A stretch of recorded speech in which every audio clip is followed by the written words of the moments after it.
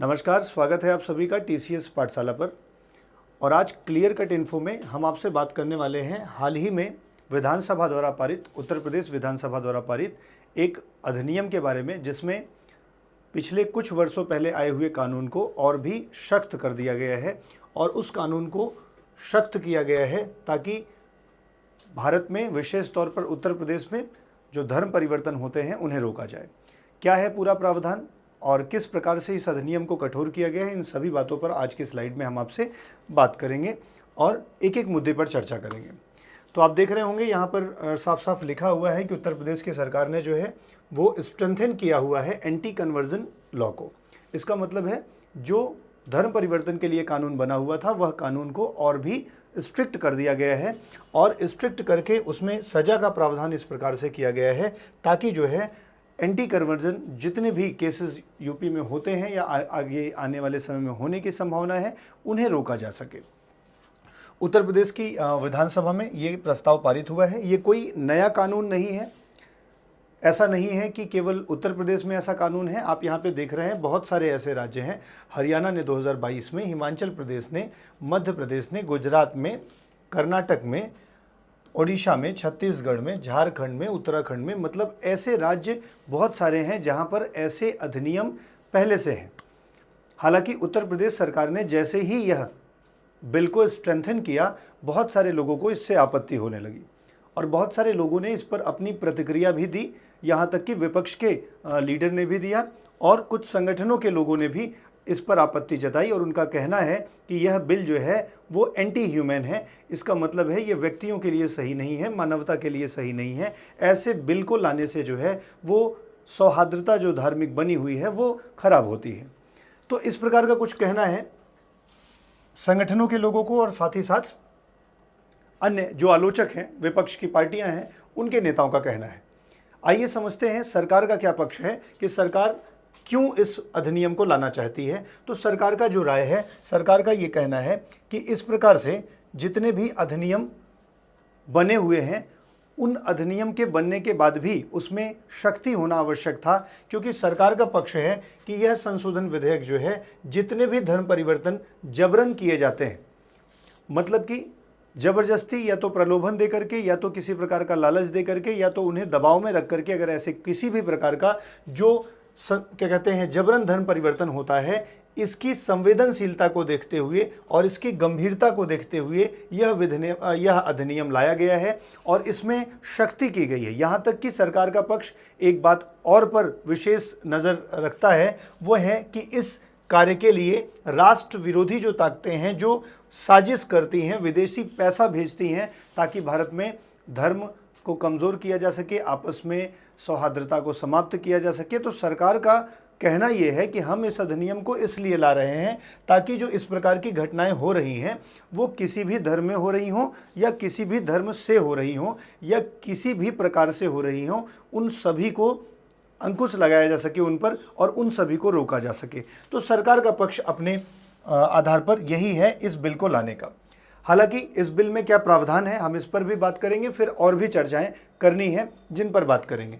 UP में जो धर्मांतरण के खिलाफ कड़ा कानून आया है उसमें प्रावधान ये है कि यदि सामूहिक रूप से धर्मांतरण करवाया जा रहा है तो उसके लिए आजीवन कारावास की सजा है और 1 लाख रुपए तक का जुर्माना है। सामूहिक धर्मांतरण का मतलब है, बहुत बार ऐसे आरोप लगते हैं कि बहुत सारे धर्म के लोग हैं या बहुत सारे ऐसे प्रॉफिट्स हैं जो एक जगह पर बहुत सारे लोगों को या तो लालच दे करके और या तो किसी भी प्रकार का दबाव डाल करके उन्हें अपने धर्म में ले जाते हैं। अब ये ज़रूरी नहीं कि वह अपने मन से करते हों, हो सकता है इसमें विदेशी ताकतों का भी सम्मेलन हो सकते हैं कि इसके लिए बाहर से पैसे आते हों। तो जो भी, अगर इसके लिए कोई भी ऐसा कार्य हो रहा है तो उसके लिए सज़ा का प्रावधान थोड़ा सा स्ट्रिक्ट कर दिया गया है।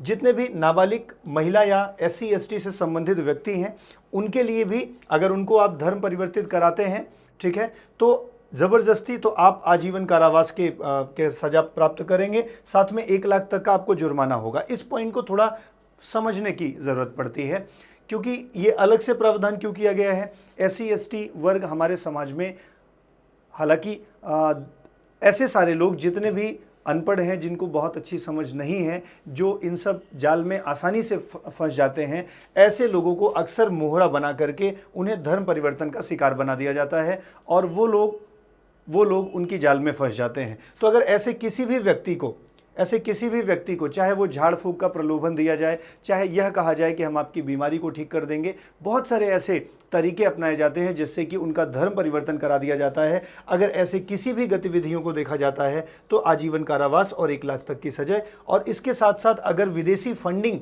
आती है, तो विदेशी फंडिंग अगर धर्म परिवर्तन के लिए आती है तो उसके लिए जो जिम्मेदार व्यक्ति होगा उसको 14 वर्ष की सजा और साथ ही साथ 10 लाख रुपए तक का जुर्माना किया जाएगा। यही प्रावधान है जिस पर इतना विवाद उठ रहा है।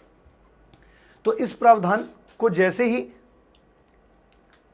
देखा गया तो आलोचक जो थे, जो इससे सहमत नहीं हैं, वो तुरंत का तुरंत अपने मत देने लगे, जिनमें से आप देख सकते हैं कि समाजवादी पार्टी के एक लीडर हैं जिनका नाम है फखरुल हसन चांद। तो फखरुल हसन चांद जी का कहना है कि ये जो अधिनियम है वो बिल्कुल भी नकारात्मक है, मतलब इस प्रकार से बीजेपी सरकार जो है वो नकारात्मक गतिविधियों को हवा दे रही है और वो इस प्रकार से नकारात्मक राजनीति करना चाहती है। उन्होंने यह भी कहा है कि यह एक तरीके से ध्यान भटकाने का मुद्दा है, सरकार उन चीज़ों पर बात नहीं करना चाहती जिन पर वह बात करना चाहिए उसको, बाकी वह ऐसे मुद्दे ला करके इससे लोगों के आपसी रिश्ते को खराब करेगी और इससे सरकार का जो मंशा है लोगों का कोई भला नहीं होगा। ये कहने का जो मतलब है वो फखरुल हसन चांद जी का है, जो कि विपक्ष के एक नेता हैं। इनके अलावा अगर देखा जाए तो ऐसे कानून का कुछ मुस्लिम संगठनों ने भी विरोध किया है, मतलब मुस्लिम संगठनों ने कहा हुआ है कि यह कानून जो है वो सही नहीं है। एक संगठन जिसे आप ऑल इंडिया मुस्लिम जमात कहते हैं, उसके राष्ट्रीय अध्यक्ष हैं शहाबुद्दीन, मौलाना शहाबुद्दीन जी, और इन्होंने कहा है कि धर्मांतरण और गुमराह कर शादी करने के लिए जब पहले से एक कानून है तो अलग से कानून की कौन सी आवश्यकता है। मतलब इस कानून का विरोध करते हुए उन्होंने कहा है जब एक कानून हमारे यहाँ पहले से है तो क्या आप नया कानून बनाने की क्या आवश्यकता है। ये विरोध है मुस्लिम संगठन का। अब यहाँ सबसे बड़ा प्रश्न ये बनता है कि क्या धर्मांतरण के लिए मुस्लिम ही जिम्मेदार हैं या मुस्लिम संगठन ही जिम्मेदार है, या उनकी प्रतिक्रिया पहले आई, या बार बार जब जब चर्चा होती है तो हमेशा हिंदू मुस्लिम ही टारगेट पर क्यों होते हैं। तो ऐसा नहीं है कि यह कानून केवल और केवल मुस्लिमों के लिए है। अगर आप देखें तो इस कानून से परेशान होकर के क्रिश्चियंस ने भी यह कहा हुआ है कि यूपी का जो एंटी कन्वर्जन लॉ है वो एक तरह का हैरेसमेंट है।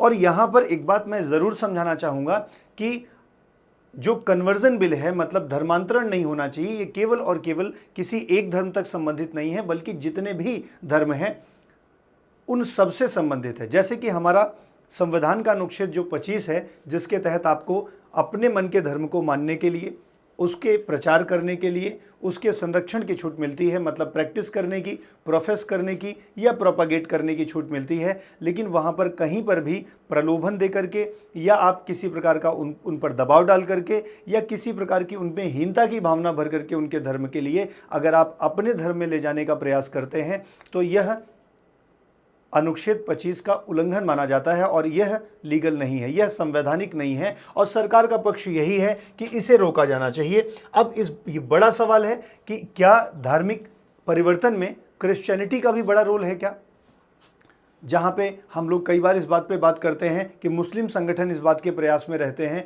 कि वो कन्वर्ट कर सकें, या और भी संगठन इस प्रकार के प्रयास में रहते हैं। तो क्या ईसाइयों की भी भूमिका इसमें है? तो अगर इनकी भूमिका पर आए तो आंकड़ों को देखना थोड़ा सा आवश्यक हो जाता है। तो मैं आपको दिखाता हूं, आंकड़े आपके सामने रखे हुए हैं 1951 के आंकड़े और 2011 के आंकड़े। ये आंकड़े ही आपको यह समझा देंगे कि क्या सच में ऐसे बिल की आवश्यकता है कि नहीं। अगर इन आंकड़ों को ठीक से समझेंगे तो आपको यह बिल भी समझ में आएगा, इसका उद्देश्य भी समझ में आ सकता है। देखिए 1951 में दिया है कि हिंदुओं की जनसंख्या कितनी है, 84% है लगभग। इस्लाम मतलब मुस्लिम जो हैं, जो इस्लाम धर्म को मानते हैं, उनकी संख्या 9.8% है। क्रिश्चियनिटी जो कि कितनी है, 2.3% है। अगर हम लोग यही आंकड़ा जो है, इनको हम नहीं वो कर रहे हैं क्योंकि इनमें मेजर चेंजेस नहीं हुए हैं, हम प्राइमरली 3 को ध्यान दे रहे हैं। इधर आइए, अगर हिंदुइज्म को देखा जाए तो ये घट करके 8% हो गए हैं। इस्लाम जो कि 9% के मानने वाले थे वो 14% हुए हैं। जो क्रिश्चियनिटी 2.3% थी ये अपनी ही जगह पर बनी हुई है। प्राइम कॉज में क्या समझाना चाहता हूं, ये सच है कि बढ़ते हुए दौर के साथ जनसंख्या बढ़ना एक स्वाभाविक सी बात है कि जनसंख्या बढ़नी चाहिए। यहां पे प्रश्न यह बन रहा है कि अगर जनसंख्या इनकी बढ़ रही है, जनसंख्या इनकी बढ़ रही है, साथ में अगर हम सिखिज्म की भी बात करें तो आप देख रहे होंगे कि 1.89 मतलब थोड़ी सी कमी आई है। तो जो हम हिंदू मेजॉरिटी की चीज़ों को देखते हैं तो इनमें कमी क्यों आ रही है, मतलब सबकी जनसंख्या बढ़ रही है, इनकी जनसंख्या कम क्यों हो रही है। और यहीं पर सबसे बड़ा सवाल आता है कन्वर्जन का, यहीं पर सबसे बड़ा सवाल आता है धर्म परिवर्तन का कि ऐसा क्या है, किस कारण से बहुत से लोगों को कन्वर्ट किया जा रहा है। और रही बात क्रिश्चियनिटी 2.3% पे ही रह जाना, इसका मतलब आज के कितने वर्ष पहले वो जितनी भी जनसंख्या रही होगी उसका 2.3% थे। आज तो इतने वर्षों बाद जनसंख्या बढ़ी होगी ना, और तब पर भी उनकी संख्या 2.3% ही है। इसका मतलब उनके नंबर में एक लार्ज क्या कहते हैं नंबर ऑफ चेंजेस आए हुए हैं। उसके बाद ये चीज़ें अगर मैं और थोड़ा सा स्पेसिफिक होना चाहूँ तो एक जगह का डेटा लेकर के मैं आपके सामने हूँ। इलाहाबाद प्रयागराज आप जानते हैं, जहाँ पर पॉपुलेशन टोटल इतनी है, जिसमें हिंदुओं का परसेंटेज कितना है 85.69% थी। ठीक है, 2011 की मैं बात कर रहा हूँ। और अगर हम 2024 की बात करें, मतलब मैं बहुत लंबे आंकड़े लेकर के नहीं आया हूं, 2011 और 2024 की बात करी जाए तो क्रिश्चियनिटी कितनी परसेंट है, यहां पर 0.23% है। और अगर 2024 में हम लोग देखें तो क्रिश्चियन 0.68% हो गए हैं, और जबकि 76% हिंदूज हो गए हैं। दोनों डेटा को कंपैरिजन करिए जरा सा, 85 से घट करके कितने हो गए हैं, 76 हो गए हैं। ठीक है, मुस्लिम पॉपुलेशन जो है वो 13% थी, वो थोड़ी सी बढ़ करके 21.9 लगभग 22% हुई। लेकिन ये सबसे बड़ा सवाल है कि ये जो हिंदू मेजॉरिटी है ये इतना डिक्लाइन पे क्यों है। और यहीं पर यह मुद्दा सोचनीय हो जाता है, जिसके लिए सरकार इस बिल को प्रस्तावित कर करके पारित करवाई हुई है। तो ये एक सवाल है जिसके लिए सरकार प्रयास कर रही है। ऐसा नहीं है कि ये चीज़ें डॉक्यूमेंटेड नहीं है कि सर केवल ऐसे कहने से बात नहीं बनेगी, इसके डॉक्यूमेंट्स हैं, इसकी बहुत सारे प्रूफ हैं आपके सामने। देखिए, क्रिश्चियन बहुत सारे क्या कहते हैं, तमिलनाडु में अगर आप देखें, यहाँ पे तमिलनाडु, तो तमिलनाडु में देखेंगे तो बहुत सारे एलिगेशंस लगते हैं कि क्रिश्चियनिटी क्या करती है, उन्हें मास चेंजेस अपने में मतलब अपने धर्म में परिवर्तन कराती है। ठीक है, यहां तक कि ये स्टेटमेंट सुप्रीम कोर्ट का भी है। ये स्टेटमेंट है कि अगर इस पर ध्यान नहीं दिया गया तो जो मेजॉरिटी है हमारे देश में, जो बाहुल्य हैं, वो एक दिन क्या बन जाएंगे, माइनॉरिटी बन जाएंगे। This is not my statement, ये मेरा कथन नहीं है, ये इलाहाबाद हाईकोर्ट के जस्टिस का कथन है। न्यायमूर्ति रोहित रंजन अग्रवाल की पीठ ने कहा है कि भारत में जो धार्मिक समागम करवाए जाते हैं, जहां पर धर्मांतरण होता है, अगर नागरिकों के इस धर्मांतरण को नहीं रोका गया तो एक दिन ऐसा हो जाएगा कि जो आबादी बहुसंख्यक है वह अल्पसंख्यक हो जाएगी। तो कंसर्न तो है, मुद्दा तो है। इतना ही नहीं, आइए हम आपको और चीजों पर ले चलते हैं और समझाते हैं। स्पष्ट कहा है कि जो अनुच्छेद 25 है ना, वो संवैधानिक हमें अधिकार देता है अपने धर्म को प्रैक्टिस करने का, अपने धर्म को प्रोफेस करने का, अपने धर्म को प्रोपागेट करने का। आप अपने मन के धर्म को मान सकते हैं, आप अपने मन के धर्म की बड़ाई कर सकते हैं। और अगर कोई आपके धर्म से प्रभावित होकर के आपके धर्म में आना चाहता है तो भारत सरकार का अपना कोई धर्म नहीं है, भारत एक पंथ निरपेक्ष राष्ट्र है। लेकिन अगर आप किसी प्रकार का प्रलोभन दे करके, अगर आप किसी प्रकार का लालच दे करके किसी व्यक्ति को अपने धर्म में या दबाव डाल करके उसे अपने धर्म में ले आते हैं तो यह संवैधानिक नहीं है। ठीक है, स्पष्ट कहना इस क्या कहते हैं उसमें लाइन में है। अदालत ने यह भी कहा है कि अनुच्छेद 25 जो है वो अंतःकरण की स्वतंत्रता और धर्म को अबाध रूप से मानने की स्वतंत्रता देता है, लेकिन किसी भी व्यक्ति के धर्म को जबरदस्ती परिवर्तित करने की स्वतंत्रता बिल्कुल नहीं देता है। इतना ही नहीं, अगर थोड़ी सी बात की जाए पंजाब में, तो क्रिश्चियनिटी बहुत तेजी से वहां पर कन्वर्जन का काम कर रही है। बहुत तेजी से कन्वर्जन का मतलब है कि कम थोड़े ही दिनों में, मतलब देखा जाए 1% जिनकी जनसंख्या हो वो 10% तक बढ़ गई है। बहुत थोड़े से समय में पंजाब में क्रिश्चियन का संख्या 1% से बहुत तेजी से बढ़ करके 10% प्रतिशत में अगर आप गिनेंगे ना तो बहुत बड़ी संख्या है।